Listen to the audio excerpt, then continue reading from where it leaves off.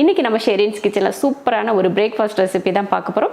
நம்ம பிரேக்ஃபாஸ்ட்டாகவும் சாப்பிட்லாம், டின்னராகவும் சாப்பிட்லாம், லஞ்சாகவும் சாப்பிட்லாம். அந்த மாதிரி மூணுக்குமே எது வேணாலும் நம்ம செஞ்சு சாப்பிட்டுக்கலாம். அந்த மாதிரியான ஒரு சூப்பரான ரெசிபி தான் இன்றைக்கி நம்ம கிச்சனில் வாங்க பார்க்கலாம். சிக்கன் தாளிக்கிறதுக்கு எண்ணெய் ஊற்றிடலாம். எண்ணெய் காஞ்சதுமே 100 கிராம் அளவுக்கு சின்ன வெங்காயம் இது போல் முழுசாகவே சேர்த்துருக்கேன். பெரிய வெங்காயம் 1 இதை சேர்த்துடலாம். வெங்காயம் பாருங்கள் நல்லா வதங்கிருச்சு. அந்த பச்சை வாடை போயிட்டு நல்ல ஒரு மாதிரி ப்ரௌன் கலர் மாற ஆரம்பிச்சிருச்சு. இந்த டைமில் இஞ்சி பூண்டு பேஸ்ட் 1.5 ஸ்பூன் சேர்த்துக்கலாம்.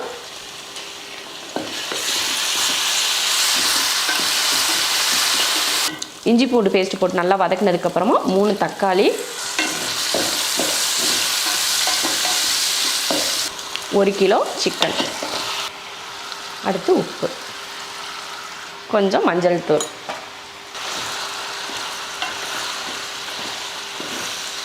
சிக்கன் வந்து தண்ணி விட்டு வதங்கட்டும். சிக்கன் நல்லா தண்ணி விட்டு வந்து நல்லா எண்ணெய் பிரிஞ்சு வர ஆரம்பிச்சிருச்சு. இந்த டைமில் நம்ம மசாலா சேர்த்துக்கலாம். 1.5 ஸ்பூன் மிளகாத்தூள் சேர்த்துருக்கேன். நம்ம காரத்தை பொறுத்து தான் நீங்கள் சேர்த்துக்கணும். நம்ம வீட்டில் வந்து எப்போயுமே காரசாரமாக சாப்பிடுவோம், அதனால் நான் அதிகமாக சேர்த்துக்குவேன். உங்களுக்கு எந்த அளவுக்கு வேணும்னு பார்த்து நீங்கள் சேர்த்துக்கோங்க. அடுத்து மல்லித்தூள் 2, ஒரு 3 ஸ்பூன் அளவுக்கு மல்லித்தூள். 1 கிலோ கறிக்கு 3 ஸ்பூன் அளவுக்கு மல்லித்தூள் வந்து கரெக்டாக இருக்கும். காரத்தை மட்டும் உங்கள் விருப்பத்துக்கு ஏற்ற மாதிரி மாற்றிக்கோங்க. அடுத்ததாக இன்ஸ்டன்ட் சிக்கன் மசாலா ஒரு 2 ஸ்பூன் சேர்த்துக்கலாம். மஞ்சத்தூள் வந்து சேர்க்க வேணாம், முன்னாடியே நம்ம மஞ்சத்தூள் வச்சுருந்தோம் இல்லையா, அதனால் சேர்க்க வேணாம்.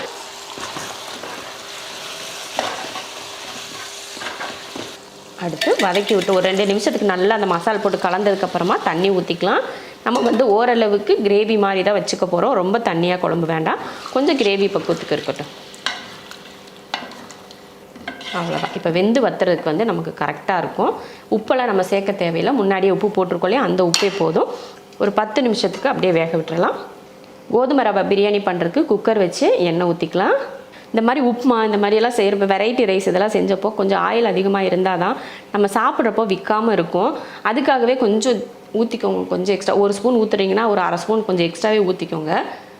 எண்ணெய் காஞ்சதுமே ஒரு கிராம்பு, ஏலக்காய், அன்னாச்சிப்பூ, ஒரு பட்டை, ஒரு பிரிஞ்சிலை எல்லாமே ஒன்று சேர்த்துக்கிறேன். அடுத்து ஒரு பெரிய வெங்காயம், பச்சை மிளகாய் 3, இது கூடவே புதினா, கொஞ்சம் மல்லித்தலை, கொஞ்சம் கருவேப்பிலை கொஞ்சமாக சேர்த்துக்கோங்க.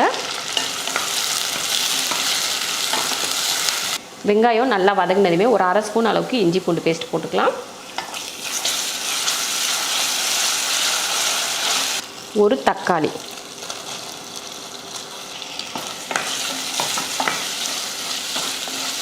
அரை ஸ்பூன் மிளகாத்தூள், ஒரு 1/4 ஸ்பூன் கரம் மசாலா, கொஞ்சம் மஞ்சள் தூள்,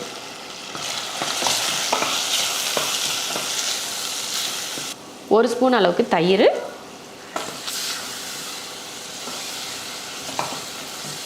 அவ்வளோதான். பாருங்கள், போட்ட மசாலா எல்லாம் நல்லா வதங்கிருச்சு. இப்போ தண்ணி சேர்த்துக்கலாம். நான் வந்து இந்த படியில் தான் 1 படி கோதுமை ரவை எடுத்திருக்கேன், அதுக்கு தான் இப்போ தண்ணி சேர்த்துக்க போகிறேன். 1, 1.5. இது கூடவே லெமன் புளிஞ்சிடலாம். கொஞ்சம் ஒரு 1/4 லெமன் புளிஞ்சிக்கலாம். இது குட்டி லெமன் தான், அதனால் கொதிக்கட்டும். நம்ம அதுக்கப்புறம் ரவையை சேர்த்துக்கலாம். பாருங்கள், நல்லா வெந்து எண்ணெய் விட்டு வந்துருச்சு. கிரேவி பக்குவத்துக்கு வந்துருச்சு பாருங்கள். இந்த அளவுக்கு இருந்தால் போதும். இதை மாதிரி செஞ்சிட்டோன்னா நம்ம சாதம், சப்பாத்தி, இந்த மாதிரி உப்புமா எல்லாத்துக்கும் ஊற்றி சாப்பிட்டுக்கலாம். இறக்க போகிறதுக்கு முன்னாடி கருவேப்பிலையும் கொஞ்சம் மல்லித்தலையும் தூவிடலாம். அவ்வளோதான், சூப்பராக ரெடி ஆயிடுச்சு. இப்போ அடுப்பு ஆஃப் பண்ணிடலாம். நல்லா கொதிக்க ஆரம்பிச்சிருச்சு. நான் வந்து 1 கப் அளவுக்கு கோதுமை ரவை இந்த மாதிரி எடுத்து கழுவி எடுத்துகிட்டு வந்திருக்கேன். தேவையான உப்பு, அவ்வளோதான். ரவை போட்டும் நல்லா கொதிச்சிருச்சு. இப்போ குக்கர் மூடி போட்டுடலாம். ஒரே விசில் விட்டு ஆஃப் பண்ணிக்கலாம். சூப்பராக வந்திருக்கே. சூப்பரான ஒரு உதிரியாக இருக்கும் அப்படின்லாம் எதிர்பார்க்கக்கூடாது. இந்த மாதிரி தான் இருக்கும். என்னடா பிரியாணினாலே உதிரியாக இருக்கணுமே, இது இல்லையே அப்படின்லாம் எதிர்பார்க்காதீங்க. கோதுமை ரவை அப்படிங்கிறப்போ கொஞ்சம் வேக வச்சு நல்லா வெந்து சாப்பிட்டா தான் நல்லாயிருக்கும். அதனால இந்த மாதிரி தான் இருக்கும். தண்ணி கரெக்டு. 1 கப் கோதுமை ரவைக்கு 1.5 கப் அளவு தண்ணி வந்து கரெக்டான லெவல். நம்ம பக்குவம் வந்து இந்த மாதிரி தான் இருக்கணும். பாருங்கள், சூப்பராக வெந்திருக்கு பாருங்கள், அருமையாக வெந்திருக்கு. அவ்வளோதான், ரெடி.